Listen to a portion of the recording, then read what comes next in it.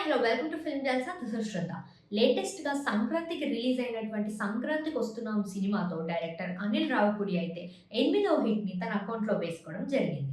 ఇక ఇప్పటికే అనిల్ రావిపూడి ఇండస్ట్రీలోకొచ్చి 10 సంవత్సరాలు అవుతుంది. ఇక 2 సంవత్సరాలు కరోనాకి పోయినా కూడా మిగిలిన 8 సంవత్సరాల్లో 8 హిట్స్‌నైతే తన అకౌంట్‌లో వేసుకొని బ్యాక్ టు బ్యాక్ హిట్స్‌నైతే మనందరికీ అందించడం జరిగింది.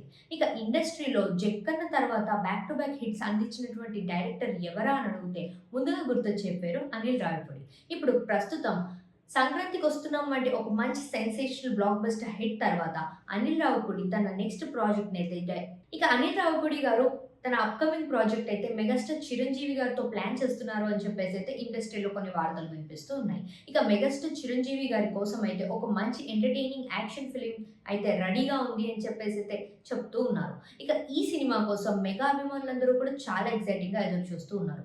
ఇక చిరంజీవి గారితో రాబోయే సినిమాకైతే ఏకంగా 150,00,00,000 ఖర్చు చేసి సినిమా తీయబోతున్నారు అని చెప్పేసి ఇన్ హౌస్ టాక్స్ అయితే వినిపిస్తూ ఉన్నాయి. ఇక ఈ సినిమా షూటింగ్ అతి త్వరలో స్టార్ట్ చేసి ఇక వచ్చే సంవత్సరం లోపు ఈ సినిమాని థియేటర్స్‌లో రిలీజ్ చేయాలి అని చెప్పేసి అనిల్ రావిపూడి గారు చాలా గట్టిగా ప్రయత్నం చేస్తున్నారట. ఇక మెగాస్టార్ చిరంజీవి గారు అలానే అనిల్ రావిపూడి గారి కాంబినేషన్‌లో రాబోతున్న సినిమా కోసం మెగా అభిమానులందరూ కూడా చాలా ఎక్సైటింగ్‌గా చూస్తున్నారు.